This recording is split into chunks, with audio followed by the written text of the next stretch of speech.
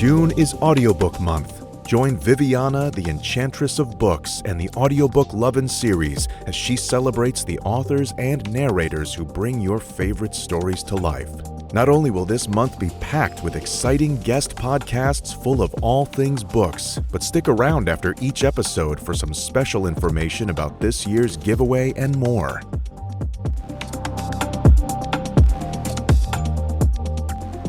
Hi everyone, and welcome to Season 9, Episode 27 of this year's Audiobook Lovin Series. Today I am chatting with author TJ London and the cast of The Turncoat, Patrick Zeller, John Hartley, James Cheatham, Samantha Brentmore, and the audiobook producer Danielle Lezarada.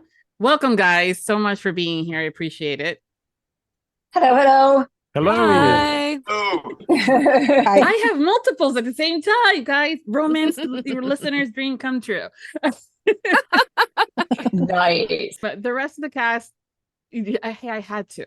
The rest of the cast, Tara Langella, Kale Williams, and Adam Gold are slammed and recording books, which I'm sad that they're not here, but at the same time I'm going, go back to work. I want to hear more books.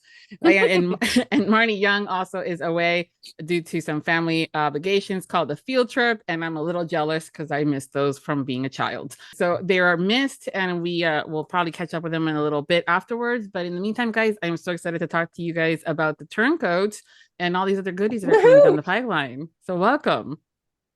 Thank you, Viv. Thanks. Yeah, thanks. You guys are so quiet. We just don't want to step on each other. Please step. It's an all step. Go for it. Hi, Viv. Yeah, hi guys. For the listening audience, we've had a lot of these narrators in the past, so we're going to include those information within the show notes in the main landing page, so you guys will be able to catch up if you hadn't already. And we're just going to go around the room a little bit for each of the narrators to tell us who they played in this lovely, awesome book that's yet to come to audio yet. So, Patrick, you want to kick us off? Sure. Yeah. I got to come back and reprise some Delancey, and James McKesson is the big one. And then some other characters. We got George Armstrong. Seth, Oh my God, he knows all these names. Stewart's a big one. But yeah, they're all fun. So how many times did you get killed off this year? We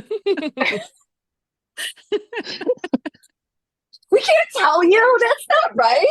Yeah, spoilers. Yeah, nah, it's okay. I know, right? Hey, Viv, it is a running joke because Patrick's characters are always the naughty ones, the super naughty. Yeah. She likes me dirty, I guess. It's just how I know. Here's me. You just want to embarrass me, don't you? Yeah. Yeah, I love that she's not even using a filter right now. She's just that red. I am really that red. It goes downhill from here too as well. Although I do have to say, Patrick, seriously, me and Danielle live for when you say Johnny. Yes. We totally live for it every time you do. Every time you say it, I'm like, I just smile when I know something bad is coming. Oh, that's great. Yes, she does like you dirty. Yeah. I do give him all my naughty characters. So, when we go back, after you guys are done, I have something to say about all the characters, but I'll let you move everybody along for a minute. John Hartley, your turn. Hi, guys. So great to be here. I'm playing a few different guys this time around. Gavin Carlyle is probably my main guy. He's the brother of the lead, John. And I think my favorite character this time around is Lord Tomlinson, who's pretty nasty, naughty, but very fun character to play. And then a couple I'm reprising Stephen McKesson, so it's nice to be related once again to Patrick, and then Clark, who's this cool kind of Scottish sidekick to the main character as well. So a great range of guys. Yeah, I have lots to say about those characters too. And there's actually a great clip of you and Patrick we're going to play. Like, it seriously, to me, it was like Pinky and the Brain, the scene of the two of you together. It's so great. I love it. It's so fabulous. It's really good. But yeah, we'll get to that in a minute. All right, James. Hello, everyone. James Cheatham here, back for round 2 last year in in Man of War was my first introduction to this amazing cast, crew, and brilliant mind of TJ. Thank you. You're welcome. Last year, definitely stretched my capacity with 15 characters I had to narrate. And TJ, you've done it again. You've given me 16 characters to include Benedict Arnold, which I really liked that guy. Out of everybody here, Benedict was my favorite because he was just that perfect military persona who was just an absolute prick and full of himself and went, oh, I know of a couple of sergeants major just like that I served under. So it was a perfect fit. So full disclosure and big secret, he's actually my favorite Revolutionary War character, or persona, basically. And it's mostly because before he was a traitor, he was an incredible patriot, and he was our most decorated general. So I wanted to show him, because he has a really interesting historic moment in this book that actually happened most people don't know. So I wanted to show him in this story and show him how I saw him before we had that, famous fall, right? And he's in a rather ironic position in this book too, because he's looking at someone who's turned traitor. So, yeah. And because of a woman to some degree too, which we also know there's some theory behind that too as well, right? With Peggy Shippen. So when it got to that portion of the book, I found myself, kind of squaring my shoulders back, puffing out my chest, and even straightening an imaginary tie as he's talking to people. Wow, aren't you a cocky son of a bitch? It innately made sense to me. We were talking about this. I'm like, Danielle, why? He needs to be Benedict Arnold. Like, this doesn't make any sense. Like, why wouldn't it be James? So I know that was a little pivot we did on you there, but, there was a bit of masterminding too. I'm like, makes sense. Yeah. I'm used to change the drop of a hat, so it's all right.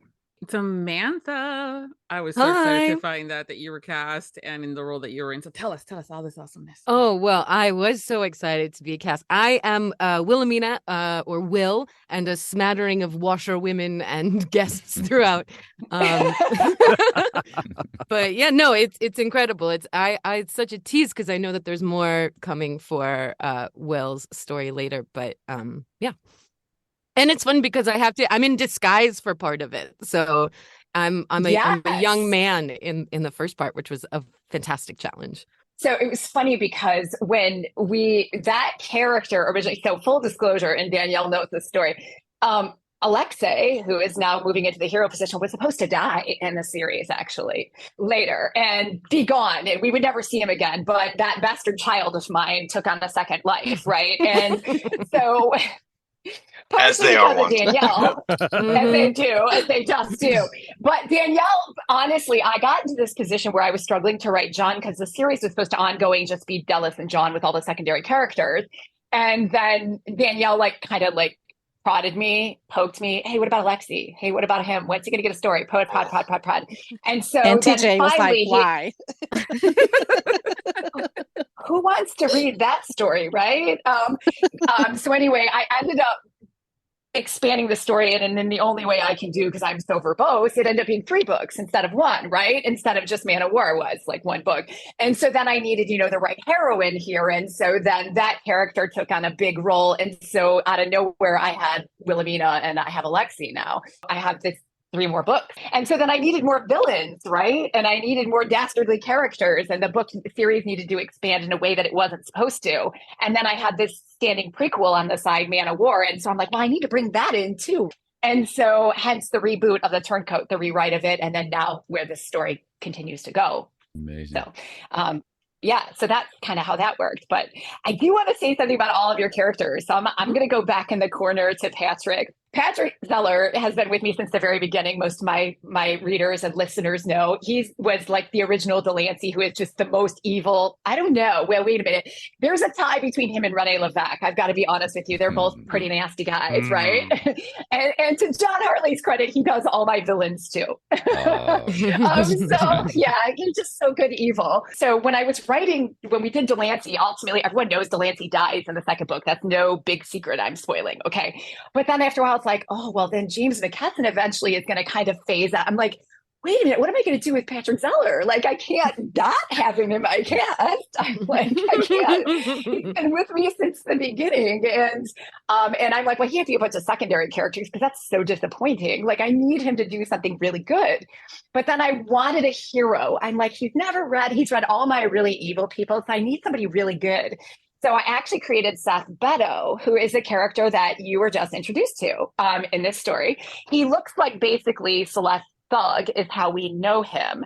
But what we don't really know about him is that he has this amazing backstory. And he's actually this very interesting character, which we're going to learn about in The Rebel, which is the next book. And then even more so in The Raider. And eventually he has his own book, The Minute Man.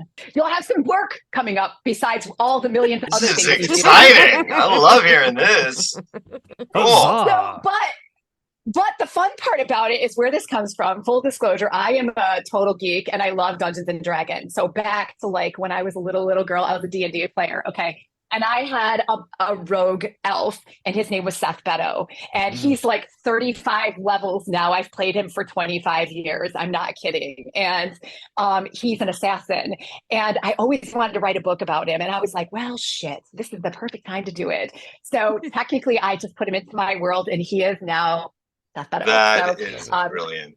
Yeah, so that is your character. He was written for you. If you hate him, too bad. Well, no, but that is so fantastic. You're bringing a character into the story that is probably older than anything else you've ever written. Has been with you for longer than anything. Yeah. So it's cool. Yeah. Well, Seth must be thrilled. Well, Seth is very thrilled, actually. My other alter ego, besides John. But actually, Merrick, that character in Man of War, has been with me for about 25 years. That was the original book that I first got the idea for, and never wrote it. I wrote the Tory, the Traitor, the Turncoat when I was from counseling, as I write from counseling. And then at one point I was like, I should do something with this other story. And so then I went back and wrote Man of War and weaved it in. So Man of War was actually an extra that I just kind of finally wrote and put in. So that is your character. So you get to read a hero. Well, he's kind of a naughty hero. He's not like a normal hero. But did you realize, did you hear the fact that he actually wrote that character specifically for you? That's the really sweetest thing ever. It's really cool. Thanks. It's just cool to get to keep coming back and do this world. There are a whole bunch of fantasy things and a lot of romance thing, but this is the first kind of historical thing that I've been able to come back to over and over again. So it's a different kind of world because so much of it is real. And I don't know, it's just rooted in a different way. And so that's a treat. It's awesome. Yeah, Patrick, I totally agree. It's unlike, even comparing it to other historical romances, the world is just so rich and well researched. And also I appreciated diving into it, that you show us your knowledge, but without exhaustive exposition, to be I did my research. You read some of those books sometimes where you're like, okay, I got it. Is this a nonfiction? What is going on? And you really weave it in so effortlessly that it's a real joy to be able to narrate. Thank you for that, Samantha. I will tell you that I am obviously really passionate about the American Revolutionary War and what a lot of people don't know about it. But it's more about just getting people interested in history. If you give them enough to make them curious, then maybe they'll go look on their own, right? And it's a hard world because there's a lot of things going on in the American Revolutionary War that are not PC and they're not pretty. And if you're doing it right, then you're going to upset people, right? But that's the goal to some degree, to kind of make them think and make them question a little bit. So I'll actually go about your characters. So Wilhelmina is an interesting character, right? She's kind of undercover a little bit. And she is, we're going to learn a lot about her in the next book. She is a heroine, but unlike all my other heroines, she's been through a lot. And what I try to do with all my women is show them the challenges of our foremothers, what they've been through, right? And in doing the respective, there are a lot of things, misogyny that they deal with. There's a lot of bad behavior. There's a lot of abuse. There's a lot of things that they dealt with. And I just don't believe in sugarcoating it because I think it's not fair to those who came before us to not show it like it was. Her journey's hard, and she also picks Alexi of all people to fall for. Danielle's over there laughing. She's lucky. She's a monster of a man. He's like 6'6". Back then would have been a giant, right? And he's a warrior, and he's chosen to be a warrior. So he's a very interesting character. But Will was a lot of fun to write because she was very, very like, she's very spunky, right?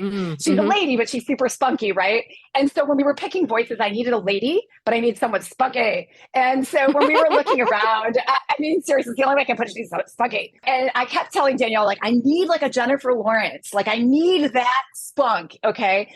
And we went through some amazing auditions, like lots of them. And we never thought that she would be the hardest character to cast. And I was at, you were on a list of mine. I had you on my list. I was like, we're going to look at it. We're going to check her out.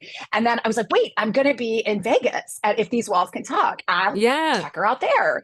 And you're just blowing it away at the front of the room. And I'm like, oh my God, she's perfect. She's perfect. She's perfect. And then I approached you afterwards, and it was just like love. I heard you talking again. This was the second time I had talked to you. And so I was like, oh, she's going to be perfect. So right after I talked to you, I'm texting Danielle, like, Danielle, get the paperwork over to her. Talk to her. Go ahead. Reach out. Found her. We found her.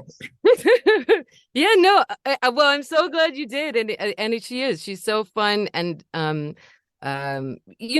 she's complicated because also we don't see so much of her story, and anybody whose love interest is practically waterboarding her as part of their secrets and flirtations. No, and everything, and I think you're right. Like, you do a great job, and I'm really excited to know more about her story and what she has to navigate. But you do such a good job with even just how briefly she shows up in this, giving you so much of an insight into all that she's navigating and having to hold, and doing it with a lot of strength, and I think humor. So it's great. There's supposed to be humor. She also does get tarred and feathered. She does have that. She does. She does. She does have the honor. Never of done getting that in a book tarred and before. feathered. Yeah, new experience for me.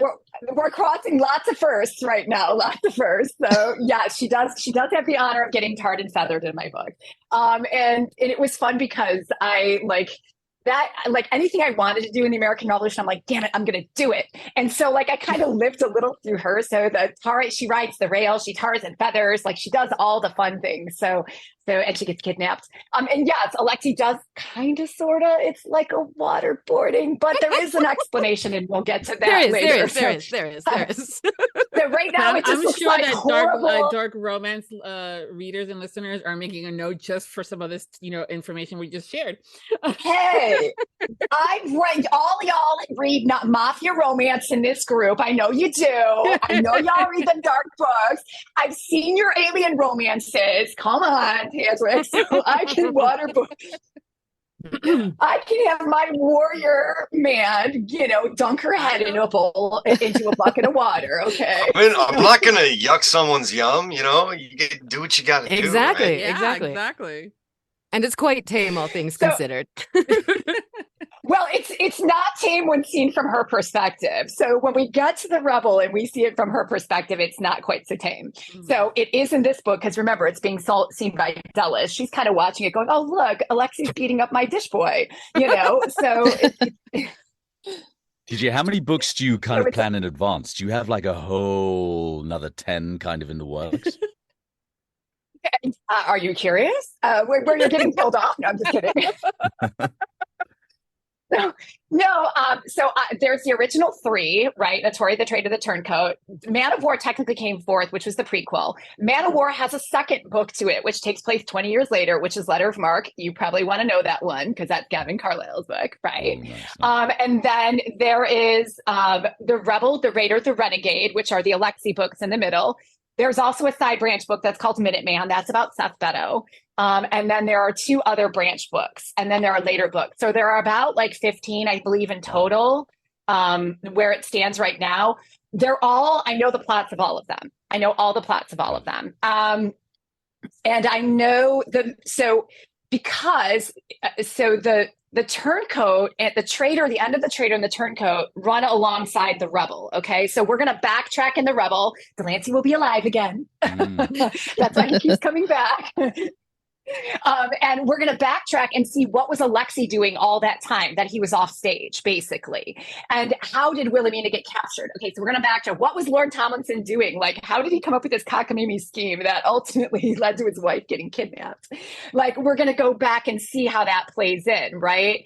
And so we're also going to see what was Eagle Eye doing all this time, right? So it kind of, so actually I have to like somewhat plan the other books and then segue them in so that everybody can be where they're supposed to be, if that makes sense. Yeah. So it's a lot of work. I have a very big whiteboard that I work off of. And then there's also a lot of shit, I got to fix that, or shit that doesn't work. And yeah, those moments. And so. are those moments you find yourself, or some of your readers that you have, your, what's it called? The beta reader? The readers actually, yeah, beta readers. No, so I'm obsessive compulsive. So I mean, truly, like I'm just Danielle over in the corner there. She's also obsessive compulsive. We both have OCD, big time. We joke around about it, like who is worse, but we're malignant perfectionists. So I tend to find every mistake. Like I really, really do, except for like missed words. So no hating on me, okay, you guys. That's the one thing I'm bad about. But I do tend to find like my storyline messes myself, and so and so then I go back and have to fix them and play around with them. Like the story is very present in my head, so I really know kind of where everybody fits in, if that makes sense. It's a big mess. But you kind of have to keep track of everybody, right? And I do a lot of rereading of my books, and then I also go through those rereading moments going, why did you do that? But we all do. Right? Yeah. And I don't reread my sex scenes either. Once the kids are out having sex, I don't want to know about it. We always talk about this every time. Yeah, exactly.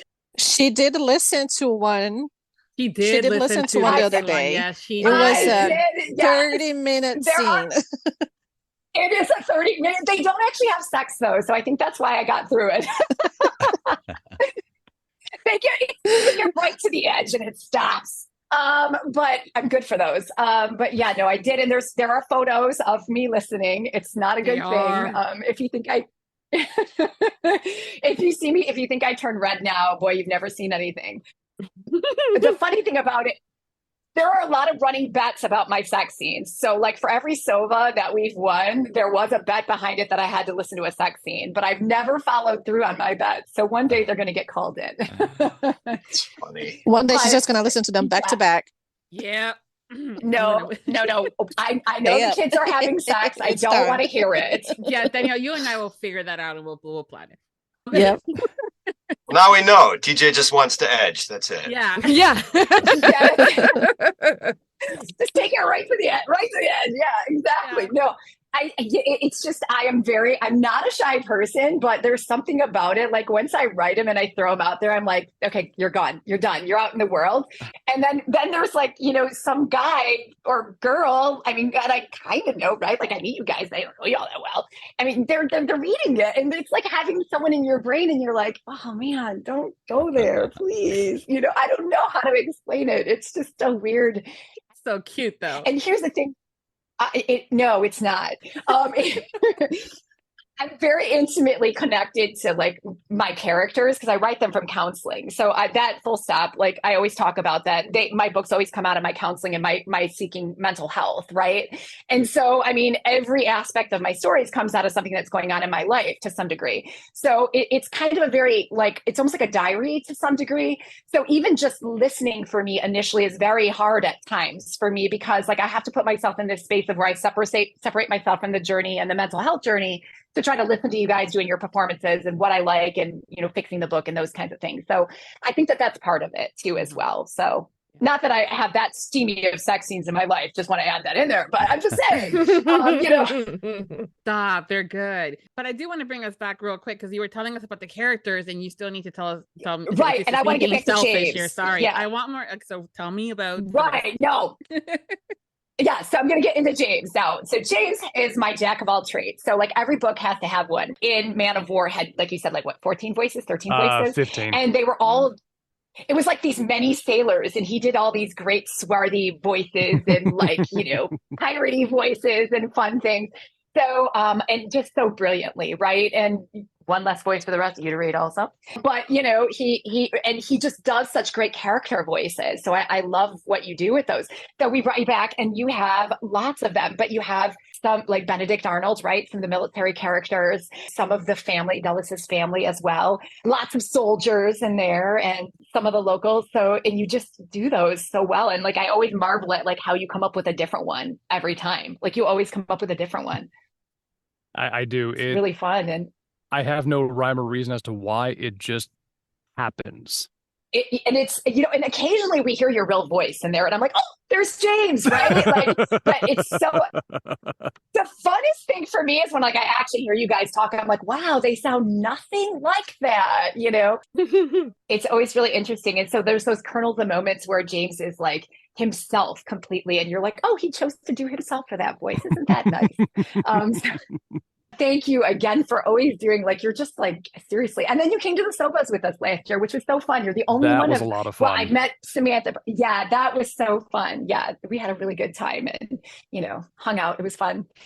And then John Hartley. So you have, well, you have lots of fun voices, actually. And I always know when you show up because your voice is so unique. And it's interesting. So when I pick voices, and someone asked me this before, like I look at different ranges of voices. So we have people over here, and then we have people down here in the basement over here. And you know, you always look for those voices that really stand out and are really unique. And no matter what voice you do, you just always know you. So you have such an interesting thanks, voice. TJ. And it always, yeah. So one of the characters that you do is Gavin Carlyle, right? So that's John Carlyle's older brother. And if you heard John tell the story, his older brother is an idiot and he's stupid and he can't do anything and he's incompetent and there's nothing good about him. And he slept with his fiance and he stole money from his company. So Gavin shows up in the story and he's really pissed off at his brother. He shows up, John does some of the most amazing audio I've ever heard. He's like angry and there's a duel scene and he's huffing and puffing and shouting. And I was just like, oh my God, this is fabulous. So you did some really amazing stuff there. Thanks. I don't know if it's because I've been watching so much Succession, but I love these like sibling rivalries when everyone's kind of, you know, there's still elements of love there and obviously deep knowledge, unique knowledge, having grown up with a sibling.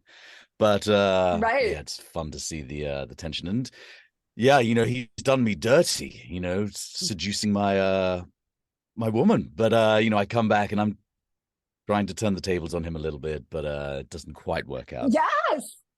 But the tension is great. The tension is there. Is it going to happen? Is it not going to happen? You know, should she be with me rather than John? Oh, yeah. You know, and I think there's a moment where she's standing between them and she's like, I don't know. I might need to rethink this. Yeah.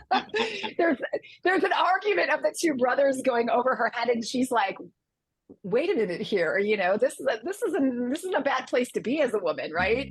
Between these two brothers yelling at her. And then the other one is Lord Tomlinson, who is Wilhelmina's husband. And he is like literally the mustache twirling villain.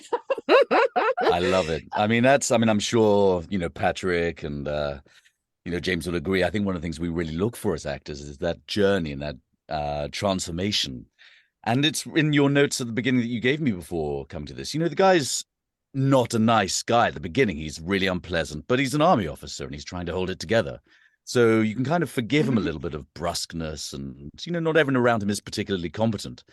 But then as the story evolves and you see just how dark his intentions are with regards to the environment, but then of course Wilhelmina and beyond that, his descent was an amazing journey to go on. So that by the final few chapters when he's really, really on the edge, it's a really, really wonderful story, wonderful journey. So he's gonna like that character is kind of gonna go from like kind of a menacing, difficult villain to just chaos. Like complete and if you've seen my chaos in my books previously, chaotic. It's hard to believe because we know like Roger Delancey, right, is like the epitome of kind of chaos as a character. But he actually kind of goes even further. Really this man has a lot of power, right? He's still in the military, he's a lord, right? And he wants his wife back and he's very insistent about getting her back. But it's not because he like loves his wife in particular. It's because he needs her for something. So we're going to kind of see what he does. And obviously he partners up with our favorite, Marnie is not here, but Celeste, right? Yeah. Because you knew she was going to partner up with somebody. It's such a great character and such a great, because they're both so dark, but they can work together and each trying to exert power over the other one. And they obviously have fitting ends, let's just say. But it's, I think it's really, really strong. I think what makes him so scary by the end is that there's an element of unpredictability. You have no idea how he's going to react in what kind of situation. And that really raises the stakes for everyone involved in the story. Yeah. And of course we know there's a fabulous, I don't want to give too much away, but there's a fabulous gauntlet scene.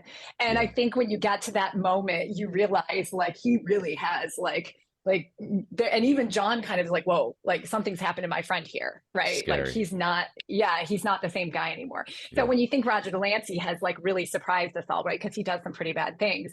You know, we see this whole different type of evil, right? And then there's James McKesson, right? Who he's kind of partnered with for part of the story too, as well. You know, are those two going to double cross each other? What are they going to do? You know, are they really working together?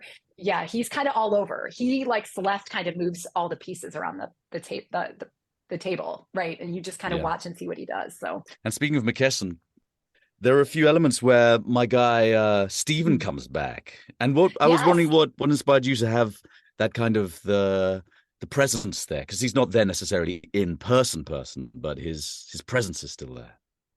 So you have to remember that the Man of War came after actually the Turncoat. So there never was originally meant to be a Man of War. That story didn't actually exist.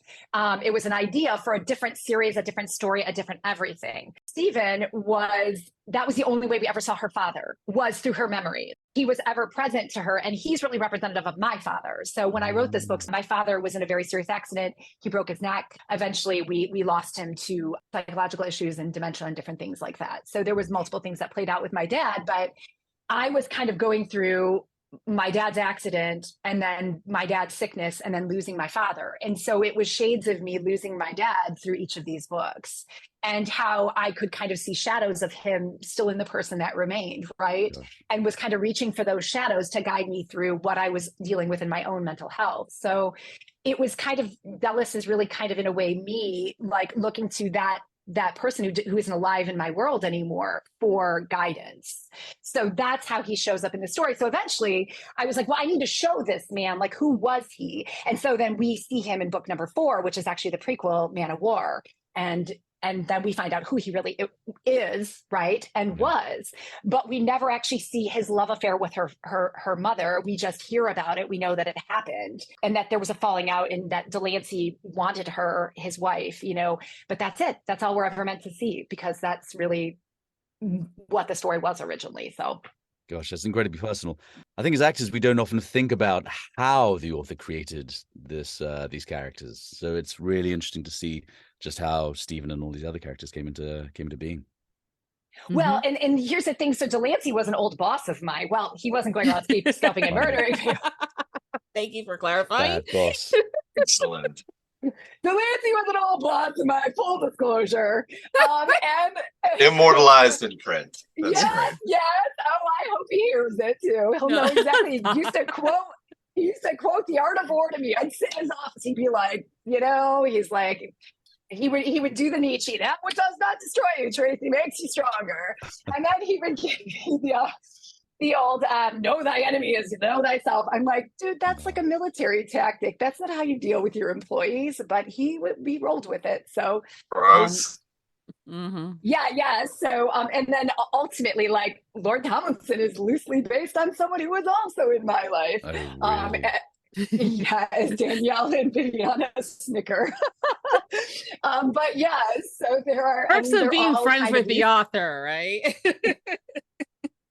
You only hope that you don't end up pissing her off. I'm like, am I going to end up dead in one of your books? Celeste is also based off of, different women I knew in my life, but not necessarily in a bad way, but in a way that women do things to try to gain control or have power when they feel powerless. So I will say that, yeah. It is fascinating how we as the readers kind of get the final product all nicely tied up in bows, whether it's the eyeball read or the audio. and so much goes into it. So it's one of the reasons why I love having these roundtables, is to provide you guys with this kind of form of opportunity to get you guys as the narrators to ask TJ some questions, but also have TJ share some of her insights in these characters that might be like, whoa, that's why they did that. Ah, okay. I was going to say, there's a lot of sibling rivalry in my books, because sibling rivalry has kind of affected all generations, at least that I know of my family, from my grandfathers to my fathers to my life. So sibling rivalry is something like I know very, very well. So like I'm constantly working through sibling rivalry, and it's kind of a running theme throughout, I think, my stories. So for anybody, I feel like people, that's one of the storylines that they resonate a lot with, is they're like, yeah, I get it. I've had that. My brother's like that, or I have that relationship with my sister, or, or what have you. So yeah, that's some of it. But yeah, Viv, I don't know if you want to do one of the clips and we can talk about it. So I got this DM from TJ just the other day. He's like, oh my God, it's like Pinky in the Brain. And I'm like, you're very notionary. How does this, how does this partake? So TJ, tell us a little bit about this scene that we're going to play for all of you guys to listen to the first time, because you guys record it separately, but we're going to hear it all together. So it is John Hartley and Patrick Zeller together, and they are plotting evil. They are trying to, both not only catch James's son, Alexei, but they're also trying to get Wilhelmina back, the missing heiress. And so this is where they kind of start to make a deal. It's just brilliant. And wait till you guys hear yourself together. It's incredible. It really is. I understand we're both looking for something. Perhaps we can help each other. Tomlinson said, getting to the point rather quickly for a first meeting. A man who skipped the usual pleasantries was often desperate and careless. So experience had taught James. He must tread lightly. What is it you want, sir? I seek my wife, Lady Tomlinson. And I believe you're looking for your son. I happen to have him in my custody as we speak. Tomlinson lifted the glass to his lips and sipped through a smile. The whole tenor of the conversation changed immediately. Though James was still hesitant to admit anything, instead, he downed what was left of his drink and poured himself another. Please continue. As I'm sure you know, your son is very obstinate. He won't tell me where he has hidden my wife. Tomlinson leaned over the desk so their eyes met. I want her back.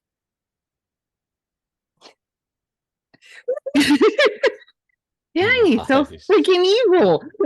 And he's so sweet and nice in real life. I'm like, you're a bastard. That's nice. It's so funny because recording it in isolation, you have no idea how it's going to be put together, but it works really, really well. No, well done. You guys sound so fabulous together. Like your voices just play really beautifully off each other in that scene. I mean, and also very evilly too, by the way. I just want to add that in. But I was listening to that scene. I'm like, oh my gosh, Danielle over in the corner, you wake up. I was messaging down like, oh my God, Danielle, did you hear this? And you should see that. If anybody could see our DMs, they would probably, they would die. We could tell a whole book about our DMs listening to the Turncoat. But we were listening to that and it was just fabulous. Like I said, you're plotting evil. It just sounds so great. Yeah. And you're both like so very present and really just like, you just sound so very present in it. It's just amazing. It really is cool. Amazing. It is a treat seeing when that comes together like that, because you're doing it in a vacuum. And I remember when I was starting out doing this, I was just so suspicious. I think it was actually a book from Marnie was my first like duet situation, and I was like, I don't know how this is gonna work. This is crazy. I don't know why people do this, but she said, trust me, it'll be fine. We're gonna hook you up. It's gonna sound brilliant. I said, all right. And I did it and it came out and it sounded great. And I was like, okay, all right. But you do have to take kind of a leap of faith. Yeah. And it's that same thing when it's well written. It makes everyone's job easier because the character's clear, what they want is clear, and how they're going to get it. And that makes it all just sort of fit perfect. If anything is ambiguous, then I got to make stuff up to make it clear, And then if I'm making something up, might not work with what someone else is making Mm-hmm. up to make their stuff make sense. So you did a great job just giving us that, endowing these characters with such clarity that it makes it easier. I'll agree. I'll second that. I think that's to have such distinct characters means that you can just lean into it and know they're going to be different and really stand out from one another. And, you know, I love that moment. The moment that really stood out, it just works so well, is when Patrick has the narration, he leans onto the table, and then that you could just feel the proximity that comes in there. So it's a really nice, really lovely scene. That's awesome. Mm-hmm. Yeah, as a listener, I have no idea that you guys were not in the same room plotting this evil plan and scheming. And Danielle does Danielle. Danielle does a fantastic. I was getting it. She does that audio is tight. Yeah, well done, Danielle. Danielle, what is it like to listen? I mean, you're like getting these different tracks from everyone as they're, when they're finally done recording. And I know what it's like on a podcast when I have all of y'all's track to do, and I'm going, oh, I don't want to be Danielle. Danielle, how is that like to then get all this stuff together? No, it's really fun. I like being challenged.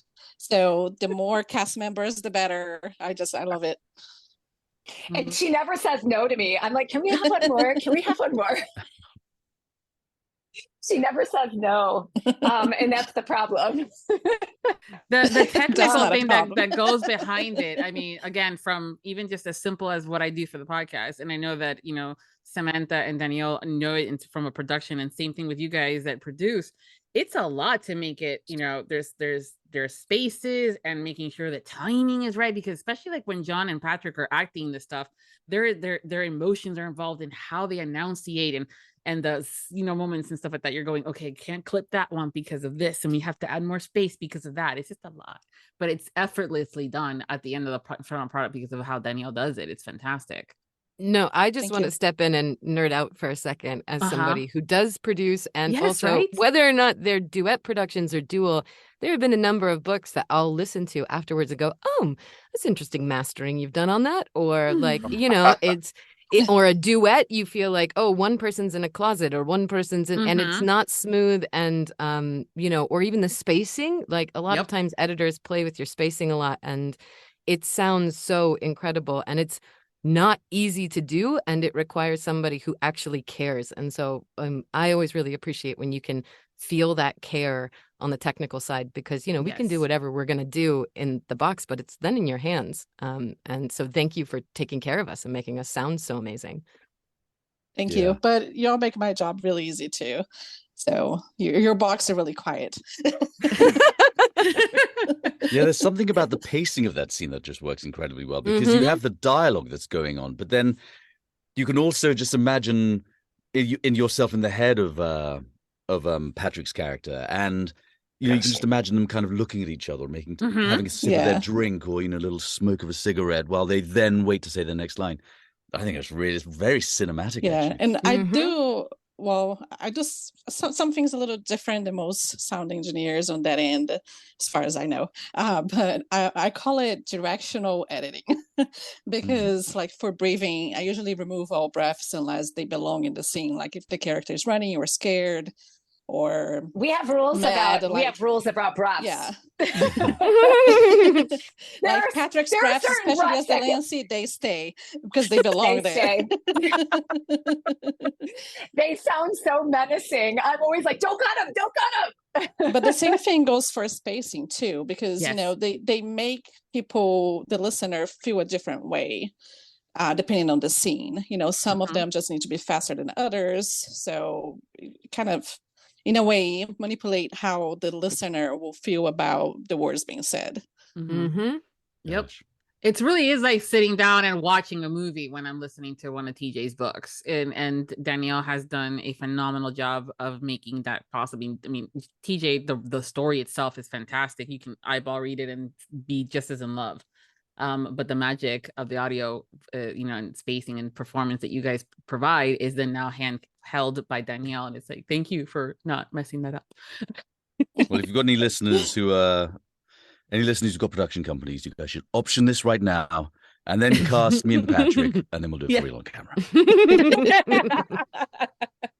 Let me tell you that Patrick and I decided that back when the Tory was done. Like, right? We were like, if this ever goes, you're it. You're Delancey, man. Yep. That's the way that it Yes. is. So that's it. There's no one else. I originally actually had Colin Farrell in mind when I created that character. He's not available. And I was like, no, He's not available. no, he's not. He's not. He's totally not available. But you've taken the role. But I do want to say where Danielle is concerned and where you guys are concerned. I learned a ton from listening to audio and working with all of you on my end to rewrite my books for audio, because that's where the majority of my readers have now come from. So there's definitely, I've learned a lot about how to direct you guys a little bit through my writing too. So less dialogue tags, but more direction in what they're doing and how they're like reacting and the pacing of their words and stuff. And M dashes and ellipses, and I put a lot more italics in the book. That wasn't just because I'm happy at doing those things. It was because the thought was I'm trying to direct you guys a little into what I'm looking for through the prose, and also working with Danielle and learning what she does with, the timing and those different things. So, and by partnering with her, she's been so kind as to not fire me and partner with me. And allow me to be like, hey, Dan, like, what do you think about this? Or what do you think about that? And it's allowed us to really kind of take it to the next step in terms of like working on the audios. Because this one is, I like to think that everyone she and I do together, we kind of get it a little bit more closer to what we're trying to do. So. Yeah. But your cast also never phones it in. It's just one of those things where they've done the prep work. They almost like they become these characters, and you're like, you do not want to be around them when they're reading or prepping because you're scared, unless they're a good character. And then you're like, yes, please, Lauren. I do send out more emails. I know that I do send out more pickups. Please more. They usually get that, but because I like them over the top a little bit. But it seems to be working.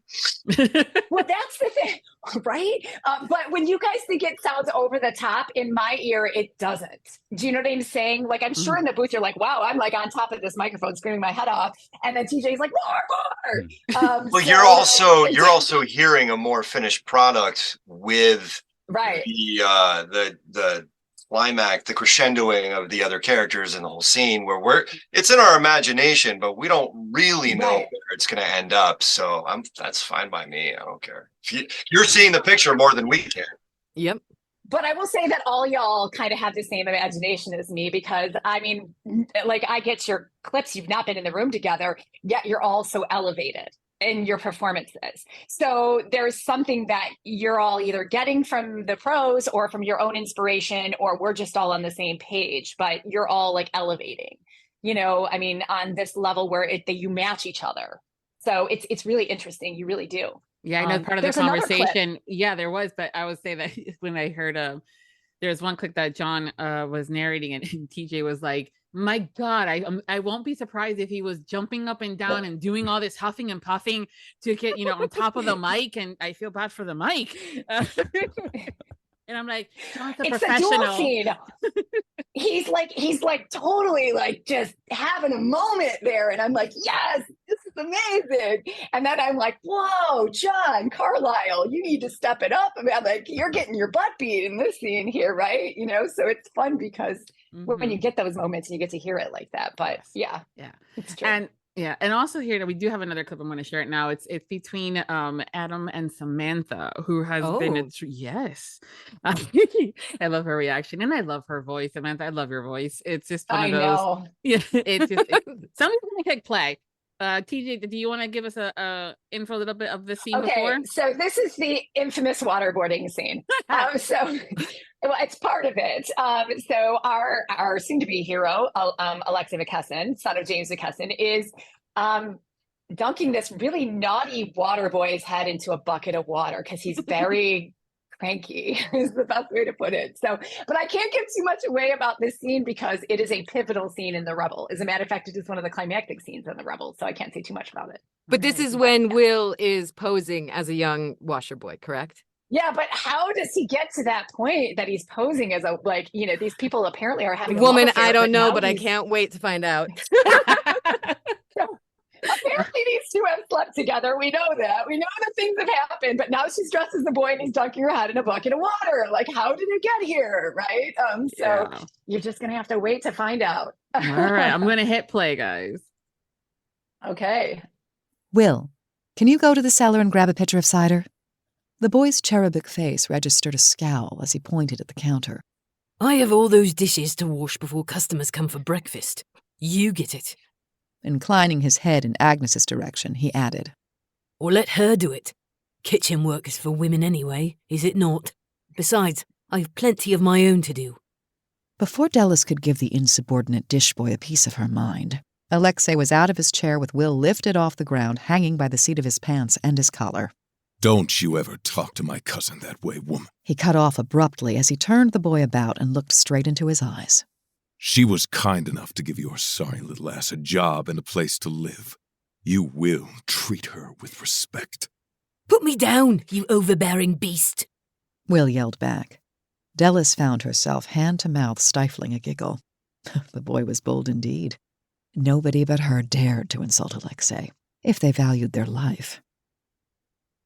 Yeah, I did not know it was That's his Samantha. woman. Yeah, I did not know that was Samantha when I first heard the clip.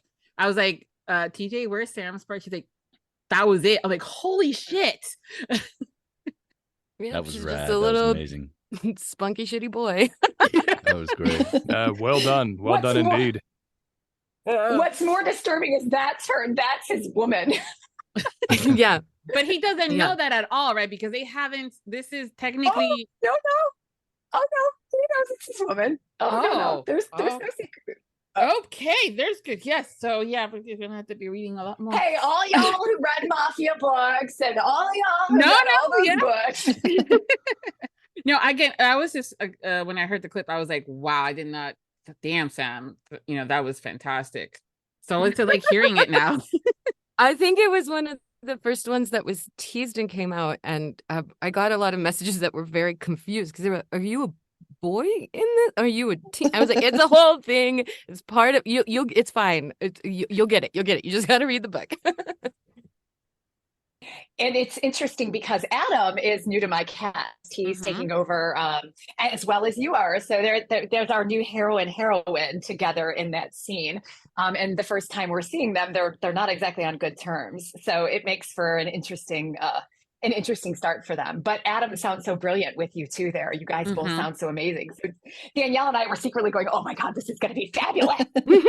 No, it's a lot of fun. And it is delightful sort of when after getting tarred and feathered that she gets to, that breakdown of the persona that she has is really a delightful journey to go on, kind of as we were talking before.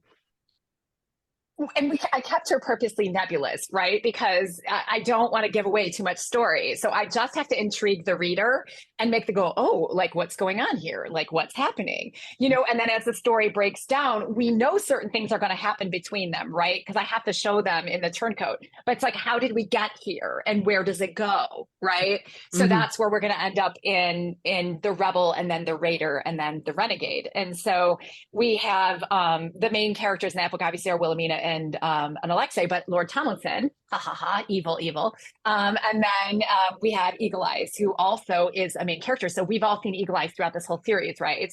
But now we're going to find out what his journey was, how he came into the story, and what he has to do with Wilhelmina too in this as well. So yeah, lots of different little strings to pull. So with sorry, go ahead, TJ, go ahead. No, go ahead. No, go on. No, you're go fine. on. No, you go. Listen, I was just going to say, remember this. No, I was going to say, James, we didn't have a clip of you today, but we're going to post one of you because I didn't know how much time we were going to have with everybody, but you've got so many lines. I need to put you up as Benedict Arnold. That sounds like the right way to go. I agree. I would say either Benedict Arnold or Joseph.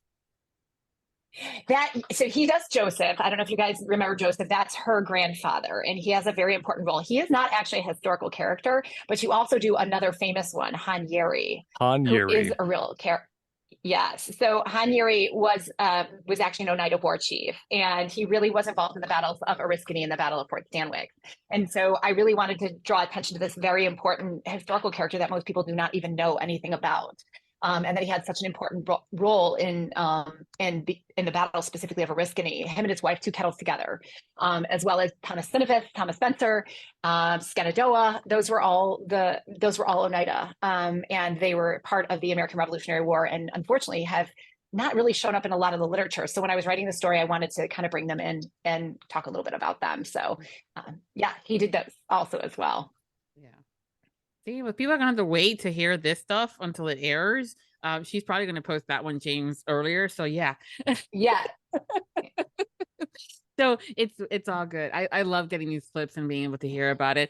Sam, I wanted to ask you, because you're the newbie in this cast as far as the people are as the narrators are going, and one of the things I love asking you guys is like, what is a favorite scene that you performed in this book for you that stood out?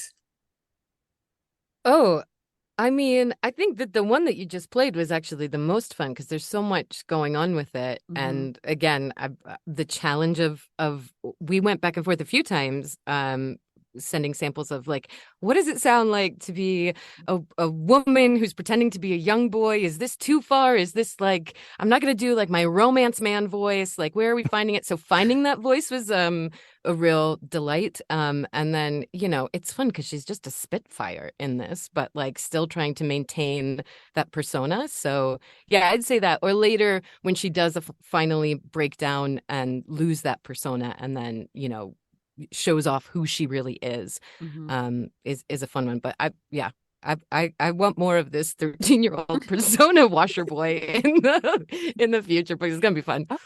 Oh guys, guess who's joining us? Hold on. Admitting. We've Wait, what is this? Talk about him and he appears. Plan an audio clip and he appears. Guys, Adam Gold is joining us for the moment. Woo woo! It's Alexei. Oh my gosh! Welcome, Adam. Yeah, your audio. There you are. There we go. All right. There he is. Nice. Welcome. Hi. I am only in here just a couple minutes, but they're presenting some stuff to the client, so I've got a few minutes to hang out and catch up with you guys. Hi. Welcome. Thank you. Absolutely. You just missed your clip.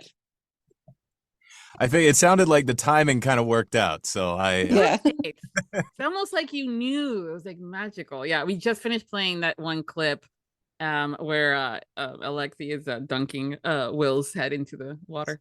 One of my favorite scenes I have ever read. So thank you for telling me. I feel so honored, actually.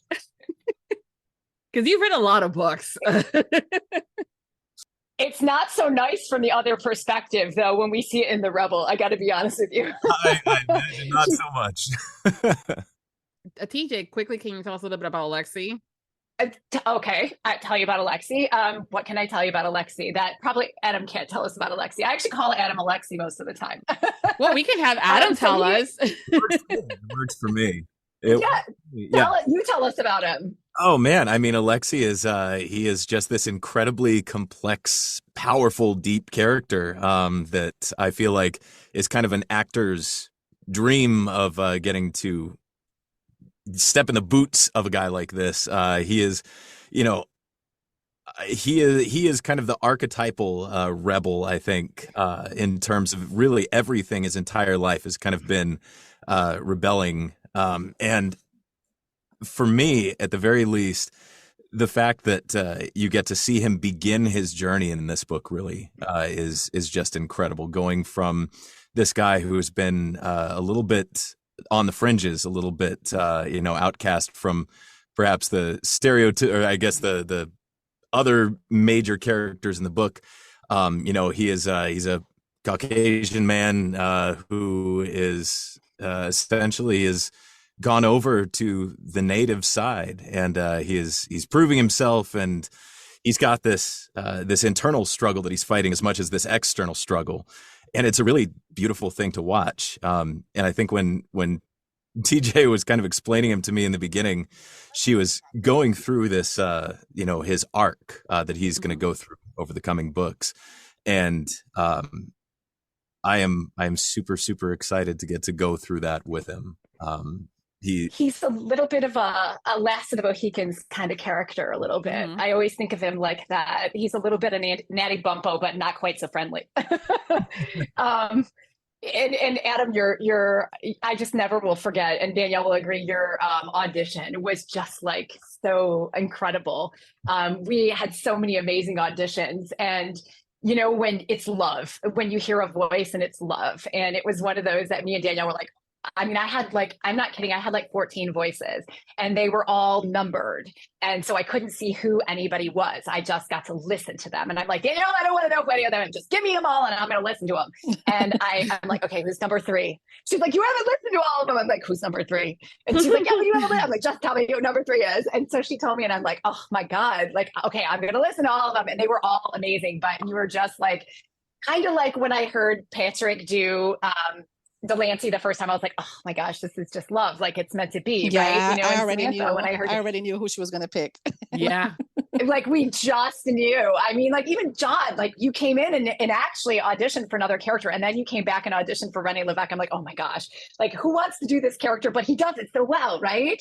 You know, and then we had James come in and you actually didn't even audition. We just knew you were such a great character actor and we brought you in. But it was one of those things, Adam, when you did Alexei, I was like, I told him, I go, this man is 6'5". He is big. He's mean. He's a warrior.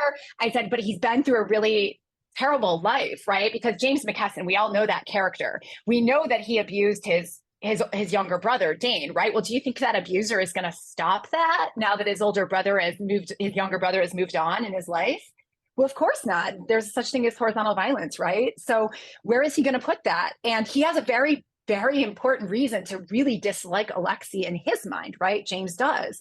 And we saw it in Man of War, but we're going to really see it in his story. Alexei doesn't even know it yet as a character, how he came to be, how he treated his mother, those things. So, you know, there's a lot that this character has suffered through, but he's resilient and he's tough and he's strong.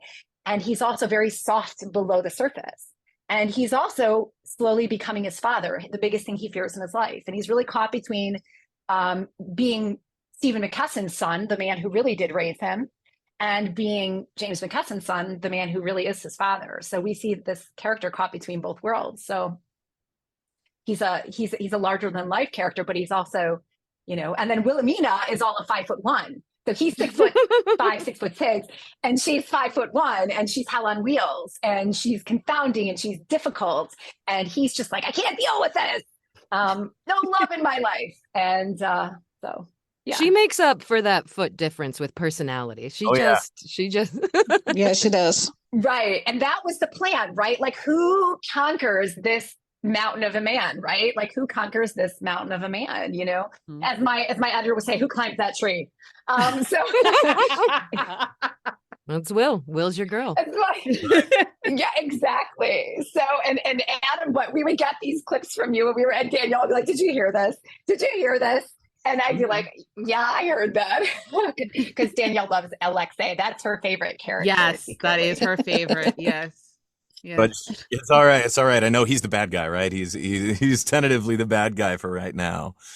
But well, yeah, he is. But he also isn't, though, right? In the Turncoat, he kind of, you know, he's coming around. Those moments. Yeah, he's he's the bad guy depending on who he's around. Sorry, bad guy is probably not the right word. He's the bad. There we go. That's perhaps the better angle. But he does get a bit of a bromance later in the story, right? You know, him and John have their moments where they actually do get along, which is like, you know, kind of unheard of. Mm-hmm. And then, of course, we see him against Lord Tomlinson in one of the great scenes of this book. Although Alexei doesn't have a lot of lines in that scene, we do get to see him and Lord Tomlinson for the first time together in one scene. So that's Wilhelmina's husband. So yeah, that's going to be an interesting one. Yeah, it was great to listen to these clips because, again, you guys are not in the same room. You guys are not acting off each other, but it seems like we're just watching a movie and you guys are making it happen. And again, a testament to Danielle's editing to make it seem that way. But yeah, those clips were great. Thank you for sharing that with us, guys. And cannot wait for more. Likewise. Yeah, awesome. Thanks for sharing with us. You know, it's so wonderful to hear it put together. It's fun to hear all 12 of now because we have 12. We added an additional cast member. So because this isn't going to go live just yet until we announce our other cast member, I can get to announce it. Right, Danielle? Can I announce it here? Yeah, because it comes afterwards. Danielle? I'm not Danielle, but I'm telling her. Yeah, sorry, the dog was barking, so I had it on mute. Okay, I can announce it. So we actually added Dane Anderson into the cast. So Dane is a very good friend of mine, and he's taken on a couple additional roles because we needed a little bit of voice difference because all y'all are in certain ranges and like I listen for things, and me and Danielle were like, oh, we need somebody in a little different spot with his voice. So he is going to be taking on Patrick, who is the former love interest of our lead character, Dallas McKesson, and he's taking on Ruslan, who would be Alexi's younger brother. So he would be your younger brother, right? So yeah, and so those characters get bigger as they go on. And so he was kind enough to jump in and pitch hit or slap shot or whatever you want to call it for us. And he picked up those additional characters. So I use the hockey references because he's from Canada and I'm from Detroit. So it's the thing, right? And hockey is very popular right now as far as romance genre goes, which is surprising for me because I'm like, where have y'all been? Dane's going to be a great addition to the cast. I think it's going to work out perfectly. And it is true. You guys all have these ranges in your tones and your voices where you guys provide for the characters. And I mean, there's some times where in a previous book, I was like, TJ, who's narrating that voice right now? And it was Patrick. And I have no idea it was Patrick. And John, I've told you this 1,000 times. There are times where I can't even tell that it's you. And as far as the range goes, I always know his voice. Well, that's a different conversation. DJ, that's a different conversation. Why you can totally pick out where John is. Okay, I can always pick out his voice, but I know all their voices though. Yes. Although Adam, no, that's not true. Adam and James will do a few. Adam did a few. I was like, is that Adam or is that James? Like, I can't tell which one is it, Danielle. And Danielle will be like, we'll keep her on her toes, James. Yeah. No, sometimes, but usually, and the girls are different because the ladies are such different. Like, they're just. I mean, Tara's over here, Marnie's over here, Samantha's over here, and Shayna's over here. Like, they're just in very different places. But some of the guys are lower together. Well, like I said, I didn't know that was Samantha doing the Will's voice at first. I was like, "Where's Samantha in this pro?" So yeah. It's very interesting from a listener's perspective to try to figure out when it's such a multicast. You guys are so talented and figuring out who's playing whom. And even in Man of War, when some of James' characters, I was like, that's James? That's James? Oh my God, it's James. So it's always great. James had that opening scene with Captain Barrington where he was so fabulous, where he's dying. And it was just so amazing. Yeah, at the beginning. And I knew who that was. But I get a lot of fans who will reach out to me privately. They'll DM me. They'll slip into my DMs. So, which one is this? And I'm like, which one is it? And then I actually have to go back and listen and be like, oh shit, which one is it? James, as the man of many voices, do you do a lot of VO work that is not exclusive to audiobooks, or do you do a lot of audiobooks with lots of characters? Like, where does that sort of range come from in terms of your experience? My experience actually stems from, I would say, toddlerhood, because I would be plopped down in front of the television set, and as a Gen Xer, like most of us are, Saturday morning cartoons, blue shag carpet, bowl of Fruit Loops, and I would mimic every blasted thing that I would see come across that television. Carpet. Yep, shag carpet for the win. Fast forward to age of 12, I'm now involved in theater. So having to play, drunkards and villains and heroes and goofballs and the guy in the stocks because he can't behave himself. I've done it all. I think my most boisterous presentation was I was the Ghost of Christmas Present for the Radio City Music Hall version of A Christmas Carol. Wow. Wow, that's cool, actually. When are you going to bring that ghost voice into this world? We got to find the right. I have ghosts in my book. I do. Tara does them, as a matter of fact. I have ghosts. They're not boy ghosts. They've been girl ghosts. I see. But, Look at Sam doing her casting, production stuff while we're talking. Look at that. Shoot. And then to wrap it up for your question, Samantha, I'm also a dungeon master for D&D. So I have Well, to then come there you up, go. There you yeah, go. I have to With all come your up with voices. all of the NPC character voices for everybody they're going to talk to. You know, the tailor, the blacksmith, the mayor, the secretary to the Yes. mayor, the tavern keeper, the brewmaster, everybody. Yes, that's some of the best practice. There you go. My DM does not make fun voices. Like, what the You hell? need a I'm new getting- I'm DM, totally getting TJ. ripped on. Come Get on. a James game. I know, right? Mine wasn't a good one, that's for sure. I'll have you roll for initiative. We'll go from there. TJ or Danielle, do you guys have any questions for Adam while we still have him? Danielle, do you have any? Not to put Of you on course, spot, now not- my mind is like blank. blank. That's how I felt the second I jumped in here. I was like, oh God, I've been reading scripts for the past hour. You're like, don't ask me any serious questions, please. Where am I? Sleeping all 2 hours a night with the newborn. So, you know, I'm definitely running on all cylinders. Thank you though for coming. We appreciate it. You know, honestly, like we just had so much fun listening to your clips. Like you did so many different voices too. Like all of you guys, I don't understand. Like I'm fascinated by it because like I don't even like the sound of my voice. So like I'm always fascinated by you guys doing like all these different voices, you know. I mean, like Adam, you can completely sound like all of you can sound like totally different people. Like how do you? I don't like. I can't wrap my head around it. Like how do you guys do that? I don't know. I want to say it's James is on the right track. I think it's a lot of pretend when you're a little kid, and that turns into a career somehow. We're fortunate enough to say so. Yeah, clearly I didn't have that career. No, me neither. But I did sit around writing little poems and stories and stuff when I was a kid. So I'll own that. Like, I mean, I did write like my first like poem that was published when I was in first grade. So, I mean, I did, you know, like start writing young, but, and then I wrote my first book when I was actually like in 10th grade, but no one will ever see it. It will never see the light of day. It's hidden deep in the basement of my parents' house and will never surface again. But it was a hockey romance, actually. So I don't know. We were saying hockey's hot. Bring it back out. I'm Edit it telling up. you. You know, just bring out that vintage work.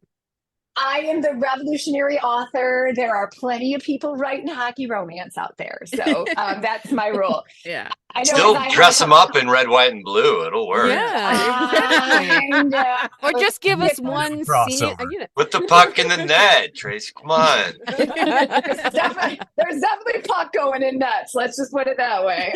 I mean, you could always publish with a pen name. Nobody will know. No, don't know my writing. The minute they see it, they'll be like, oh yeah, there's all those. Yep. There's those multi descriptors for different ways of doing things. Like my overuse of certain words, but yeah. Well, Adam, I have a question. What was it like getting to be cast in this role since it's the first official TJ London book? I mean, it was the second that I looked up TJ and I kind of saw her body of work and I saw the cast that she was working with. I was like, oh God, this is going to be a shot in the dark, but I'm going to take my shot. I like that Hamilton reference. Thank you. But yeah, I mean, it was just it was really surreal when they came back and said that I was going to be the voice of Alexi, and particularly I think when I really got into the nitty-gritty of who Alexi was and kind of what he represented in the story and the journey that he takes over the next few books. It is just, and sorry, I'm going to be probably having to take off here in just a minute. No. But I mean, it was incredible. It was I have done a couple ensemble productions in the past, but I think this is really this group of actors and narrators. It's a different tier of quality. It is a different caliber. And to be throwing my name in the hat with you guys is it's such an honor. And reading your writing, it was really just I think it was love at first sight. I read a lot of books, and it's a rare privilege, I think, to really just be drawn in so much that that you think about it. After you send in the audition, and you're just kind of just praying out to the universe that you're gonna get this one back. And so it was just it has been an absolute honor and a privilege, and I cannot wait to continue doing this work with you guys. And more importantly, I can't wait to hear how everything comes together, because I've only heard these bits and pieces from Danny's brilliantly edited clips. And I have to say, I mean, it's a cinematic production. It's like a little radio play in my ears. And I just can't wait to hear how everything comes together in the end. So thank you so much, Adam. Thank you. And you know what, honestly, thank you everybody for like always putting your 100% in. I really appreciate it. If you don't ever get to have a movie as an author, this is just as good. So I get to pick, you know, because in that situation, I don't necessarily get to pick. So here I get to pick. But thank you so much, Adam. I'm really looking forward to hearing the whole final product, hopefully soon. Yeah, me too. But in the meantime, thank you guys so much for having me on here. I'm glad that I could jump in for just a couple minutes. Yes. Thank you. Get to do a face-to-face with some of the fellow cast members here. So I will catch you guys hopefully again next time. And until then, huzzah! Huzzah! Take care. Thank you. Take care, you guys. See ya. So is John and Patrick being the ones that have been with you the longest, and James too, in this book, The Turncoat, was there anything that left you going, oh shit, you know, or oh my God, that you discovered with these characters that you play for this book? The Stuart went so dark. Oh my God. I didn't see that coming. I guess I knew he had it in him, but I didn't think you were going to do that with him. He just, dang. He had like this special like place in my heart as this like damaged, broken little boy. And, you know, I kind of like thought I knew what his trajectory was going to be. And then it got dark. Oh, jeez. Yeah. See, I had the spoilers for him, and I was still surprised on how he got to that point. But you haven't seen anything yet, because in the Rebel, we're going to find out how that actually happened. So we don't actually know all the details about how he went really south. We're actually going to see that now come up in the Rebel. So he actually takes a little bit more of a starring role, and he was doing a lot of things behind the scene that we don't know. Okay. So he's about to like get a lot more clear. Come into focus. Right, but remember, he's a McKesson, right? And he's related to some people who have lots of personality, you know, conflicts and different things, right? And a lot of bad things happened in his world. So, you know, you learn to survive the best that you can when you're kind of put in this situation. And, you know, he did too as well, but it doesn't mean that it has a nice result, right? So, So yeah, we're going to learn a little bit about that as we go on, definitely. Cool. So I don't want to give too much away, but I find that interesting because there are some people, like, for me, Stuart is what he is, but like there's no surprises to me, right? Because I write it. So when people tell me that they're surprised, I'm like, oh, really? You're surprised? You know, but he was. Okay. Clearly. Yeah. Yeah. What about you, John? Yeah. For me, I think the thing that I really enjoyed was the contrast between Gavin Carlisle and then Lord Tomlinson, because they both have those two really violent scenes. The duel for Gavin, and then, as you said, the gauntlet for Tomlinson, the running the gauntlet. And just the way they react and kind of go through those scenes and the reasons they want those scenes really shows a huge amount about who they are. And it's really, really cool to be able to get to know their psychology through their actions and through their decisions. And yeah, those two things really, really stood out to me, as well as their relationships with their family, with the rest of the world, and yeah, the way they respond to difficult situations. It's really, really cool. So the gauntlet is interesting because that is historic, right? Like that actually took place. And I did a decent amount of research on the gauntlet and found it really interesting because it's a form of justice, right? And obviously very different than, you know, how the British military did justice. And, but he kind of utilizes it as a means of justifying his own, like, you know, way of he kind of is manipulating everybody. Ultimately, Alexei runs the gauntlet. And so spoiler alert, there he runs the gauntlet. And we don't see it. We see it from John's perspective. So we're seeing it from the outside in, but he's seeing Lord Tomlinson basically take revenge on the person who has kidnapped his girl, right? And won't give her back, essentially. And so we see him, and it's done a little bit in a gladiator sense, kind of in John's mind, right? Like he's watching, Lord Tomlinson is really kind of Caesar in this moment. And Alexei is the person put out in the Colosseum, and the gauntlet is the lions, right? And so we're kind of seeing it done that way. And you really kind of get a sense of where he's pretty twisted in how he watches it. And that is really his biggest moment, right? Where we really see him very evil. And it was a really fun scene to write and to research and to rewrite, because it was rewritten for audio so that it would read better and be more, I guess,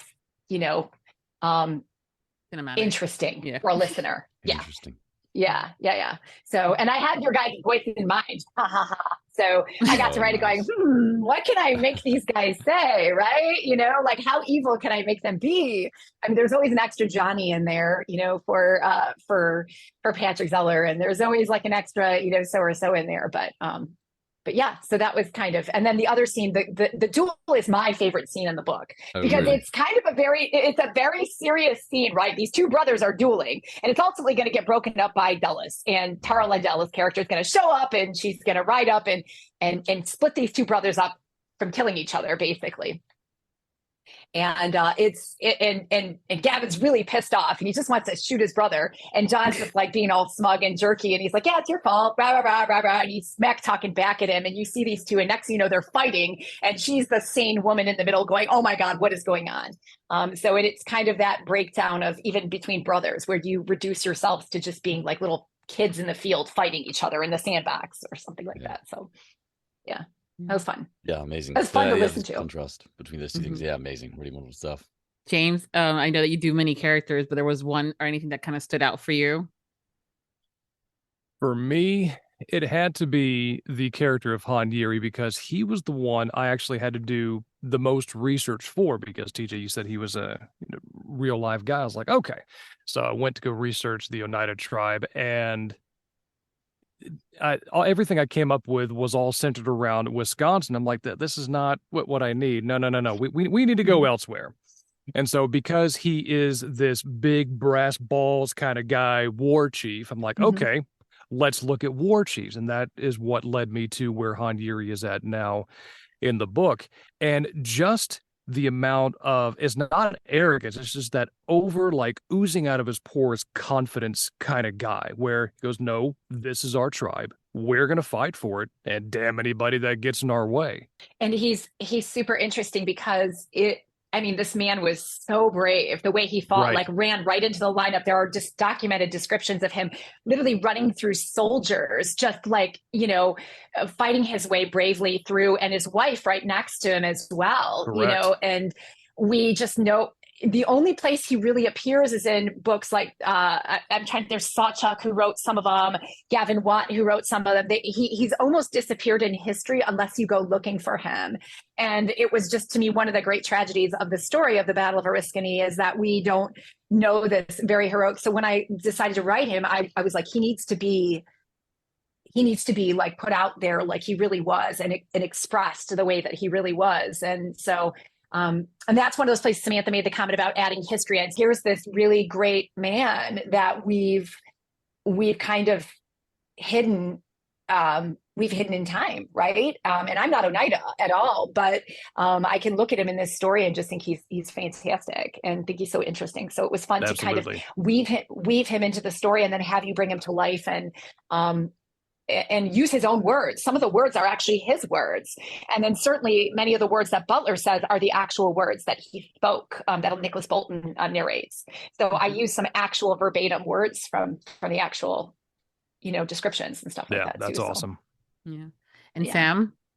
What really struck me was early on, before I got the script for this one, and I was going back and forth, and I was saying, I really want to get invested in this world. And I was sent the manuscripts and some of the audio from the previous books just to make sure that I kind of knew and had some familiarity with what I was stepping into. Mhm. And I had a sense because I had seen promotions and I had seen how passionate the listeners were about this.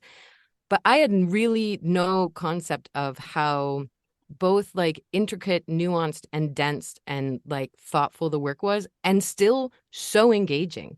There's so many manuscripts that we have to read for work or do whatever. And when I got this one, my husband was like, "What are you reading? Just so voracious." I was like, I got to get through it. And I was really surprised because, like, I'll be honest, Revolutionary War is like not something that like I go to be like, oh, passionate. And yet I was fully invested and I was really just engrossed in the story and the characters. And so I was just so pleasantly surprised. And then when she was like, "Oh, and then there's this even more story that's coming in the next one," I was like, "Oh, I can't wait." And the breadcrumbs that you do leave, I think I was really delighted by the breadcrumbs of saying, I don't know why they're in this scene right now, but I know it's coming. And that's so, like, I love that kind of storytelling where you sort of see something and you know there's a lot more going on that we will get later. So that was really, really enjoyable for me. And it was the first time I had ever had the chance to read your work and then get to step into it. So it was surprising how incredibly engaging the Revolutionary War could be. It was incredible.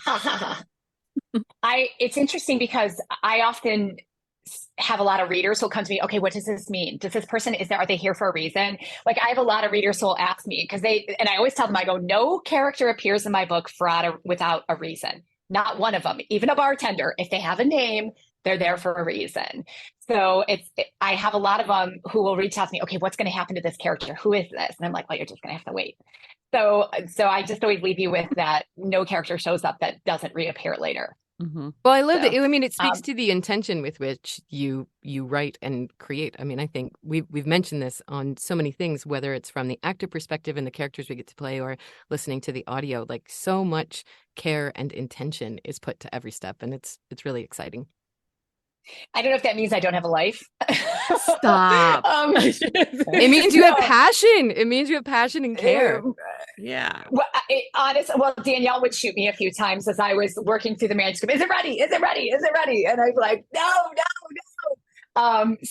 But I obsess over them. I really, really do. And I love Revolutionary War, like, right? Everybody knows that, but most people don't. As a matter of fact, that's why nobody writes it and it's not really out there. So I just try to infuse it with why I think it's exciting. And hopefully like people get on board, right? Unfortunately, they haven't yet in terms of like, we don't see a lot of Revolutionary War books out there, but you have to start somewhere, right? And I love Regency and it's so wonderful, but there are so many amazing, colorful, historic time periods that like can be explored and talked about and read and enjoyed too. And they can be done in multiple different ways. I mean, you can be a historical romance and be gritty and be all the things, right? Just like you can be with a mafia romance. Like I make jokes about those or with a contemporary romance. We can be just as gritty and just as sexy and just as like interesting. And so my ethos when I write is I try to go at Revolutionary War from a contemporary eye. And I think that I don't try to oversell it historically. I just try to sell it to the contemporary reader but be factual as much as I can be. I really agree with Samantha, by the way, that it really shows how much you care, and that's really, really special. And not just in terms of the quality of the writing and the audio production that is the result, but just in terms of your correspondence with, well, from my perspective, with me, but I'm sure with all of us, for you, for Danny, for everyone. It's really, there's an extra special relationship there that I'm really, really grateful for. And, that's why it's really special being part of these books. 100% agree. And I think that you just write real, fully fleshed out characters. So, it doesn't matter where in time you've plopped them or anything. I'm just engaged in the story that you're telling with these people. And it's really great. Mm-hmm. Thank you so much. And thank you for putting your 100% in, you guys, and doing everything and joining. Sometimes I'm afraid like my emails are like, why is she telling me that's amazing? But that's just how like my ethos about business. Although Danielle, sometimes I'm like, Danielle, rawr, and she's like, oh my God, please. I'm sure on the other end, but honestly, like I really believe that I'm 100% vested in my work. Like it's a passion project. I mean, I have a real job. Like I have things that I love to do. This is just something I do because I love to do it. And so the audio is just something I love to do. I love the work that you guys do. So for me, it's like getting to work with people who get just as invested in their art, and it's really amazing. So I should tell you that you guys do amazing work. Like you should hear that, right? Like our parents should tell us we do great work. People we work with should tell us we do great work. And, if more people told people that they do great work and gave that positivity out, then we would all rise to the occasion, right? We'd all be better at what we do. So I just try to take the same ethos I put into my personal life and into my personal business, into what I do here. You lead by example. So I just kind of, except for when I deal with Danielle and she's like, Tracy, really? But no, but seriously though, that's kind of my ethos. Like if you raise everybody up and you believe in everybody and you promote positivity, then everybody kind of raises up and they promote positivity. Oh, 100%. Well, to my fellow actors, James, Patrick, Samantha, great work. Lovely working with you all. Same to you, Thank sir. you, everybody. Likewise. Yes. Yeah, I could keep talking to you guys forever, but we all have things that we need to get to, and that's Yes. inclusive of writing more stories for TJ, and you guys writing and narrating more books for us. So we're gonna end it here. Before we do go, tell us what you guys are working on right now that you can share, and what's coming up next for you guys, so we can add that stuff to our to be read list. Patrick, you want to start? I'm working on a sweet restaurant romance for Brick Shop, as a matter of fact. Right? Oh yeah. That's really fun. James? Currently getting ready to wrap up a nonfiction called Creating the Canon, which has been very, very educational. I never regret a single nonfiction I've ever done. Then later on in the month, I've got another one coming up called Surprised by Doubt. And then after that is done, I have a fantasy and then a kind of a fantasy romance called Hell of an Angel coming up after that. Samantha? Just today, a book that John and I did together, Royally in Trouble, by Megan Quinn, released. And after this, I'm going to go into the booth and record a children's book about misinformation. Mm-hmm. Nice. Really, the full spectrum today. Yeah. And John? No, that book is a very cool one, Royally in Trouble. I really enjoyed that. So yeah, I've been doing quite a bit of work with East House and then also with Audibly Addicted. They also have another saga that I'm involved with, which is really, really cool. And then some more working with both of those production companies coming up as well. So some sequels to existing series, but then some new series in the works as well. So lots of work upcoming, which is really, really fun. Thank you, guys. TJ, I know that you're working on some other things too, as far as additions and rewrites and edits and all that fun stuff. So when can you tell us when we're expecting a Turncoat to be available in audio? July. It'll be out in July. Yes. Perfect. And I will let you guys know as soon as you can have access to the SoundCloud if you'd like to listen to it. And then the Rebel physical book will be out in November of 2023. And then the audio will hopefully come out in August of next year. So I'll probably see some of you guys here again. Yeah. We're making this into a tradition. Yeah. Yes. Thank you so much, everybody. Thank you. Well, thank you, everyone. Thank you, guys. This is awesome, you guys. It's so great getting to hear and chat with all y'all. Completely agree. It's a lot of fun. Yay, thank you, guys. Thanks, everybody. Yep. Thank you guys for hanging out with us today. And we hope you've enjoyed this chat as well as the series. And we'll make sure to include everyone's social media information so you guys can all follow them into the main website of the Audiobook Lovin Series over at Viviana Enchantress of Books. And until next time, happy listenings. A special thank you to authors DJ Krimmer, Tana Stone, Landon Beach, PJ Fiala, and all of our sponsors of the Audiobook Lovin 2023 series. Visit today's episode post to listen to sound clips of some of the books we discussed and enter the month-long giveaway. If you enjoyed the Audiobook Lovin podcast series and you want more, join the Audiobook Lovin podcast Patreon for early access to podcasts, exclusive content like the Would You Rather game and dinner party guests, and additional incentives such as bloopers, graphics, and much more. Support the podcast by becoming a Patreon at www.patreon.com/audiobooklovin. Thank you for joining Viviana and her guests for this podcast, and we hope you tune in again as we continue to celebrate Audiobook Month. The Audiobook Lovin Series is hosted by Viviana, the Enchantress of Books. Please make sure to visit the main page linked within the post to learn more about the entire Audiobook Lovin Series and the enchanting author and narrator guests who have joined us over the years. If you've enjoyed today's episode, please consider leaving a review wherever you listened, and please follow us on social media platforms and subscribe to the Viviana, the Enchantress of Books newsletter. Until next time, happy listening. Audiobook Lovin hopes you have enjoyed this program.